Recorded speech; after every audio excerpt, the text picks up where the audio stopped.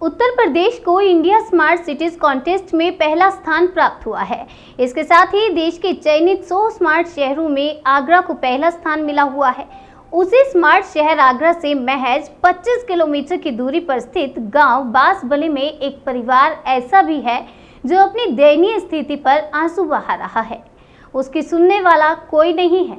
हम बात कर रहे हैं गांव बांसबले में रहने वाली सुनीता देवी के परिवार की। आप जरा इनके मिट्टी के बने घर और इनके परिवार पर नजर डालिए। ये तस्वीरें देखकर आपकी भी आंखों से आंसू निकलने को मजबूर हो जाएंगे। इनके पास रहने को घर नहीं है, खाने को भोजन नहीं है और घर चलाने के लिए जीविका का कोई साधन नहीं है। गांव के पास में धिमेश्री क्षेत्र में रहने वाले समाजसेवी राम निवास रघुवंशी को जब इस परिवार के बारे में पता चला तो उन्होंने वहां जाकर फेसबुक लाइव कर क्षेत्र के लोगों को अवगत कराया और जनता से सुनीता देवी के परिवार के लिए ज़्यादा से ज़्यादा मदद करने की गुहार लगाई। वीडियो वायरल होते ही क्षेत्र के तमाम लोगों ने इंसानियत की मिसाल पेश करते हुए मदद के हाथ आगे बढ़ाए। लेकिन विडंबना की बात यह है कि जिम्मेदार लोगों ने अपनी आंखें क्यों बंद कर ली हैं, चाहे वो ग्राम प्रधान हो, क्षेत्रीय विधायक हो या क्षेत्रीय सांसद। ये आखिर अपनी नींद से कब जागेंगे और सुनीता देवी के आंसुओं को पोंछेंगे। जब जनसेतु न्यूज की नज़र वायरल वीडियो पर पड़ी तो हमारे विशेष संवाददाता नकुल तिवारी ने मौके पर जाकर ग्राउंड रिपोर्ट की। अब आप भी देखिए स्मार्ट शहर के एक गांव में रहने वाले गरीब परिवार की दास्तां। कहने को तो उत्तर प्रदेश को इंडिया स्मार्ट सिटी कॉन्टेस्ट में पहला स्थान प्राप्त हुआ है। उसी उत्तर प्रदेश के देश के चयनित 100 शहरों में 100 स्मार्ट शहरों में आगरा को पहला स्थान प्राप्त हुआ है। आज मैं आपको आगरा से सटे गांव बांसबले की एक ऐसी तस्वीर दिखाना चाहता हूं जिसको आप देखकर हैरान रह जाएंगे कि आप वाकई में स्मार्ट शहर आगरा में ही रह रहे हैं। मैं मुलाकात कराता हूं सुनीता देवी का ये जो परिवार है। आप इनकी और इनके मकान की माली हालत देखकर आप खुद तय कीजिएगा कि आप वाकई में स्मार्ट शहर में रह रहे हैं। क्या नाम है आपका?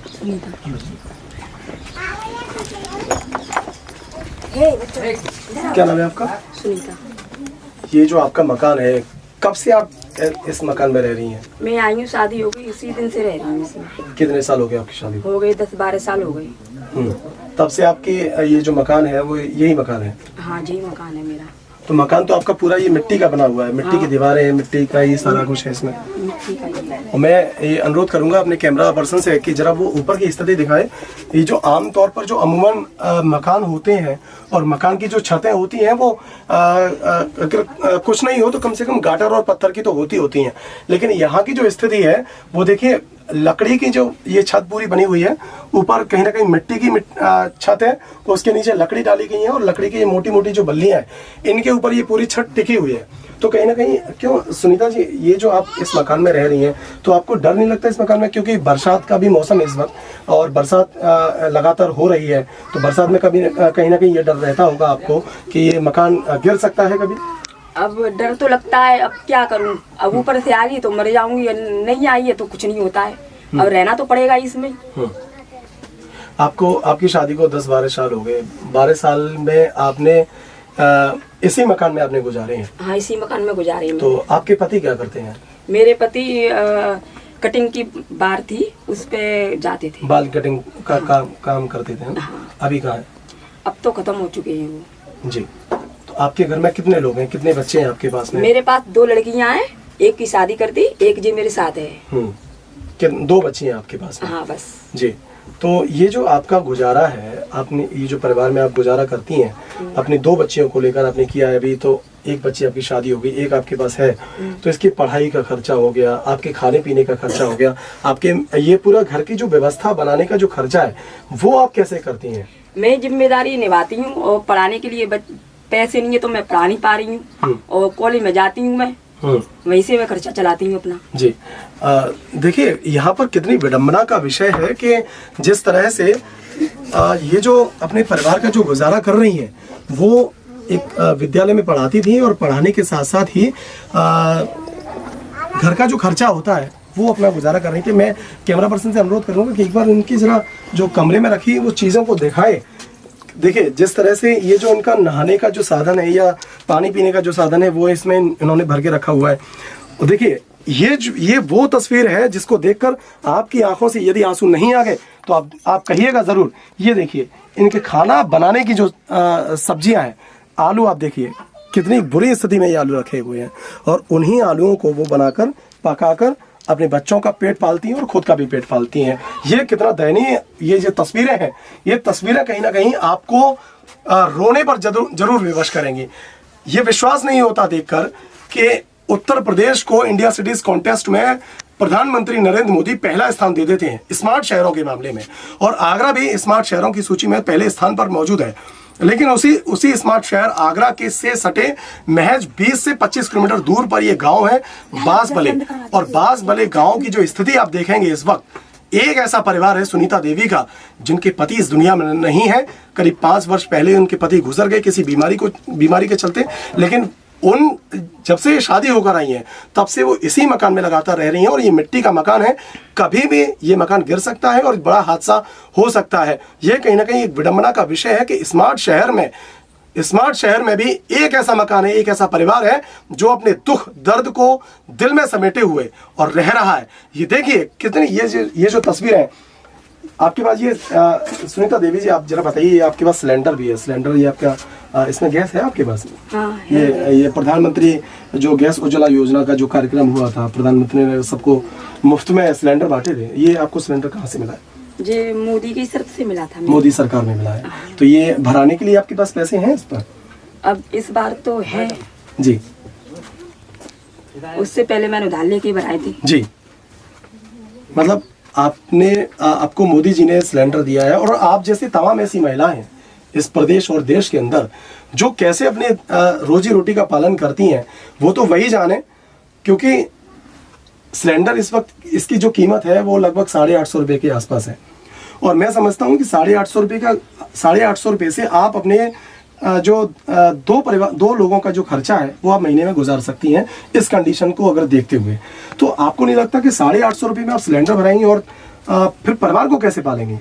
ये मुश्किल नहीं लगता है सिलेंडर भराना? मुश्किल तो लगता है, पर क्या करूं? मुश्किल लगता है? मुश्किल तो लगता है। इससे पहले आप कैसे खाना बनाती थी? चूल्हे पे बनाती थी मैं, बाहर चूल्हा है उसी पे बनाती थी मैं, और फिर कॉलेज जाती थी। चलिए आप बाहर आ जाइए।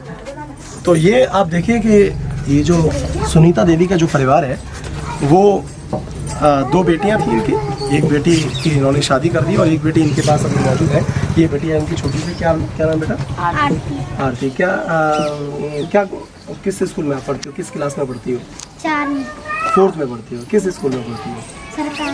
सरकारी स्कूल में पढ़ती हो। तो सरकारी स्कूल में पढ़ाई होती है? मैडम आती है उसमें पढ़ाने के लिए? क्या पढ़ाती हैं? अच्छा, देश का राष्ट्रगान क्या है? राष्ट्रगान पता है आपको? नहीं पता है? नहीं पता है राष्ट्रगान? नहीं जानती हो?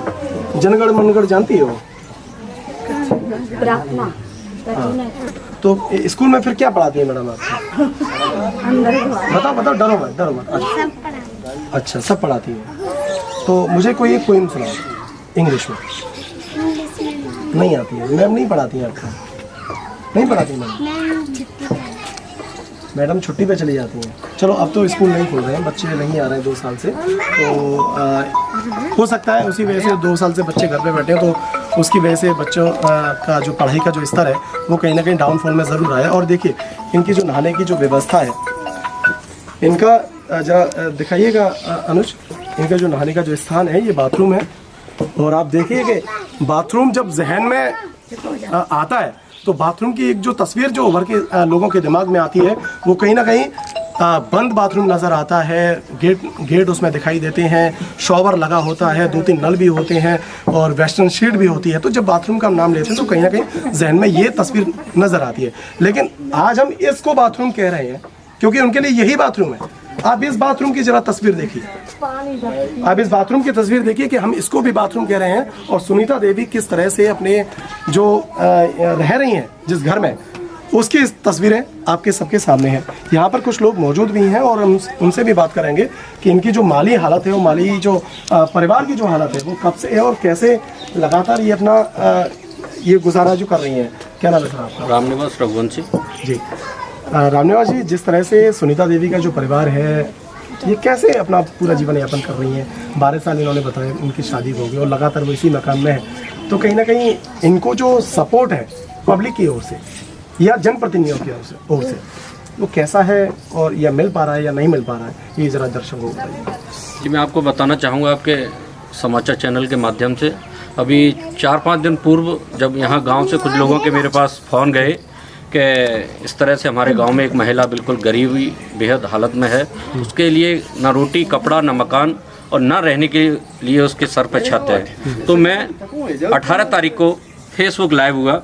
फेसबुक लाइव पर मैंने जब इस सुनीता देवी और इनकी बेटी की पीड़ा को मैं यहाँ से इनके घर से लाइव हुआ, तो बहुत लोगों ने मेरी पोस्ट को, मेरी खबर को शेयर किया। तो वहीं बहुत सामाजिक संगठनों ने और बहुत से सम्मानित मददगारों ने इस सुनीता देवी के परिवार की मदद के लिए आगे हाथ बढ़ाए और मुझसे फ़ोन करके बताया कि इस परिवार की जो भी मदद होगी, हम मानवता के नाते, इंसानियत के नाते हम इस परिवार की मदद करना चाहते हैं।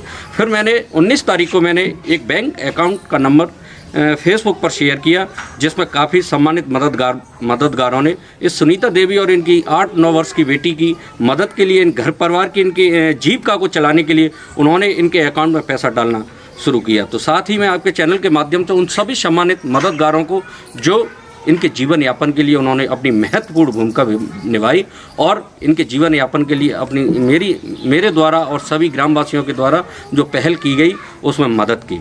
जी, आपका क्या नाम है? बच्चों से इसी गांव के निवासी हैं। ये जो इनकी जो माली हालत है, इनका जो मकान है, देख रहे हैं आपके पूरा मिट्टी का मकान बना हुआ है, तो ये इनको कैसे लोग, गांव के लोग हैं, कहीं ना कहीं हीन भावना से तो नहीं देखते हैं, क्योंकि गरीब आदमी को लोग मुझे लगता है कि सम्मान की नज़र से कम ही देखा जाता है। तो आप क्या जानते हैं इनके बारे में, क्योंकि चूँकि आप इनके गांव के निवासी भी हैं, आप इसी गांव में हैं, तो इनकी और जो देखने वाली जो नज़रें हैं वो कहीं हीन भावना की तो नहीं है? लोग मदद कर रहे हैं या नहीं कर रहे हैं, ये ज़रा बताइए। मदद तो कर रहे ही हैं, पर हीन बातें तो कोई ना देखे, हीन भावना से कोई नहीं देखता, कोई नहीं देखता। तो यहाँ पर किस तरह के लोग मदद कर रहे हैं इनके लिए? यहाँ जी कर रहे हैं कि बेचारी के पास हुकाऊ आवन नहीं देंगे, कोई चोर डके तो भाई नहीं आवन देंगे, और का मदद कर देंगे। हाँ, और का मदद करे लायक। चलिए, मदद कर रहे हैं। हमारे साथ कुछ महिलाएं भी इस गांव की मौजूद हैं और महिलाओं से भी बात करेंगे। क्या नाम है आपका? गया देवी। इसी गांव की निवासी हैं। एक महिला शादी होने के बाद एक ऐसे घर में आती है जिस घर की छत, दीवारें सारी मिट्टी की बनी हुई है, और वो उस घर में करीब 12 वर्ष तक गुजारा करती है। उनके पति की डेथ भी हो जाती है। कैसा महसूस करती हैं एक महिला होने के नाते कि एक महिला पर क्या गुजर रही होगी, उस दर्द को जरा बयां कीजिए। अब गुजर तो ये कि देखो सब ऐसे खूब बढ़िया तरह से देखते हैं। अब तक स्कूल खुल रहे थे, खूब अपना गुजारा कर रही थी, जा रही थी, अपनी ला रही थी, 2-2.5 हज़ार रुपये जो उसमें मिलते थे उसमें अपना गुजारा कर रही थी। 1 साल से स्कूल बंद हो गई, अब बेचारी में खुद तबाह थी और रही इस बस्ती की पूरे मोहल्ला ही है ऐसा। अब एक दूसरे को जब देने लायक नहीं है तो कोई कहाँ से दे सके? जी बिल्कुल। खुद अपना गुजारा मुश्किल हो रहा है तो दूसरे को कैसे दे सके? बिल्कुल। थोड़ा किसी ने 4 ईंट लगवा लेंगे, किसी का कच्चा डरा, यहाँ से माता सब कच्चे ही पड़े हैं। कहते रहो कि एक दूसरे सहारा तो बहुत दे रहे हैं। हाँ। सब देखते हैं भाई, लड़ाई में भिड़े में भाई, सब सहारा देख रहे हैं। हाँ। खूब देख रहे हैं भाई। हाँ, और कितना मन तो जाना रही सुनिए होगा, कितना मन तो जा रही बेचारी खूब अपना गुजारा जाई में कर रही है। और क्या कर इतना का के पास मोहल्ला पड़ोस में इतना का खूब बनवा दे भैया। एक बात बता तुम, अब जो तो सरकारी मदद कर सकता तो ही कछु ऐसा करता। बिल्कुल। हाँ बेटा आप आओ, तुम आओ। क्या नाम है तुम्हारा? सोनम। सोनम किस क्लास में पढ़ती है? 6 में। किस स्कूल में? प्राइवेट स्कूल में है? अच्छा, तो राष्ट्रगान क्या है देश का? Very good. तो देखिए ये फ़र्क होता है, ये प्राइवेट स्कूल में बच्ची पढ़ रही है, इसीलिए मैंने पूछा। ये प्राइवेट स्कूल में पढ़ने का रिजल्ट है और ये सरकारी स्कूल में पढ़ने का रिजल्ट है। वो 4 साल 4थी क्लास में बच्ची पढ़ रही है, उसको राष्ट्रगान का पता नहीं है कि राष्ट्रगान क्या है। तो कहीं ना कहीं इसकी भी ये सवाल उठता है कि गरीब आदमी है, वो पढ़ाने के लिए उसके पास जीविका चलाने के लिए पैसे नहीं, तो पढ़ाने के लिए पैसे कहाँ से आएंगे? और वो मजबूर है सरकारी स्कूल में पढ़ाने के लिए। और सरकारी स्कूल में आप देख ही रहे हैं उसका रिजल्ट क्या है। मैं एक बार फिर से सुनीता देवी का रुख करूँगा। सुनीता जी, लोग आपकी मदद कर रहे हैं, और मैं शुक्रगुजार हूँ मेरा चैनल और मैं खुद अपनी तरफ से रामनिवास रघुवंशी इनका मैं बहुत बहुत शुक्रिया करूँगा अपने चैनल की तरफ से भी और अपनी तरफ से भी कि इन्होंने एक नई पहल शुरू की, आपके पास आए और आपकी ये जो स्थिति है वो लोगों के सामने वो लेकर आए फेसबुक के माध्यम से, लाइव के माध्यम से। तो कहीं ना कहीं मेरी ओर से रामनिवास रघुवंशी जी का बहुत बहुत शुक्रिया कि उनकी एक पहल से आज उनको लोगों के द्वारा मदद मिलना शुरू हो गई है। तो मैं आपसे एक बात और जानना चाह रहा हूँ कि लोग आपकी मदद कर रहे हैं, इसमें कोई संदेह नहीं है। जनप्रतिनिधि जैसे कि विधायक हो गए, सांसद हो गए या आपके गांव का प्रधान हो गया, इनकी ओर से आपको कोई मदद मिली है अभी तक? मेरे को कोई मदद नहीं मिली अभी तक कोई मदद ना, कोई सुनाई होती है मेरी। कहाँ आपने चक्कर काटा? मैं कहीं जाती हूँ, उन्हें कहते कि आ जाएंगे क्वार्टर, आ जाएगा क्वार्टर, ऐसी तसल्ली दे देते हैं जी। नहीं, जैसे आपके विधायक, आपको पता है विधायक कौन है अपने क्षेत्र में? मेरे को नहीं पता। सांसद कौन है? मेरे को नहीं पता। तो देखिए ये कितना दुखद दृश्य है कि इनको ना तो अपने विधायक का पता है ना ही अपने सांसद का पता है, लेकिन विधायक और सांसदों को अपने वोटों के बारे में ज़रूर पता होगा, क्योंकि वो ग्रामीण क्षेत्रों में जब चुनाव के टाइम पर जब दौरा करते हैं, एक एक घर को वो नहीं छोड़ते हैं वोटों के लिए। और मुझे लगता है कि कहीं ना कहीं आपने भी वोट दिया होगा। वोट दिया है आपने? विधायक के चुनाव में दिया होगा, सांसद को भी दिया होगा, प्रधान को भी दिया होगा। तो देखिए वोट लेने के लिए इनको तो नहीं पता कि हमारा विधायक कौन है, सांसद कौन है, लेकिन जनप्रतिनिधियों को हर एक गांव के बारे में, हर एक घर के बारे में ज़रूर पता रहता है। लेकिन इस स्थिति से जो पूरी पब्लिक एक फेसबुक वीडियो के माध्यम से अवगत हो गई, लेकिन सबसे बड़े दुखद जो विषय है वो ये है कि अभी तक जनप्रतिनिधि चैन की नींद सोए हुए हैं। उनकी नज़र से ये जो स्थिति है वो अभी ओझल है और ये सवाल लगातार उठता रहेगा और ये जब तक उठता रहेगा जब तक उनकी नींदें नहीं खुल जाएंगी। जनप्रतिनिधि अपनी जब नींद से जागेंगे तो देखते हैं कि कब इनके हालचाल लेने के यहाँ आते हैं और उनकी स्थिति को सुधारने की कोशिश करते हैं। कैमरा पर्सन अनुज चंदन के साथ मैं नकुल तिवारी, जनसेतु न्यूज़, आगरा।